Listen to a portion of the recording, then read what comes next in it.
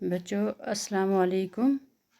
آج تیسری جماعت کی اردو کتاب سے ایک سبق جو ہم نے پڑھا ہے حبا خاتون، اس سبق کے ہم سوالات کریں گے۔ تو بچوں سبق کا پہلا سوال ہے، حبا خاتون کا اصلی نام کیا تھا؟ جواب ہے حبا خاتون کا اصلی نام زون تھا۔ حبا خاتون کہاں پیدا ہوئیں؟ حبا خاتون چندرہار پامپور میں پیدا ہوئیں۔ حبا خاتون کے باپ کا نام کیا تھا؟ حبا خاتون کے باپ کا نام عبدی راتھر تھا۔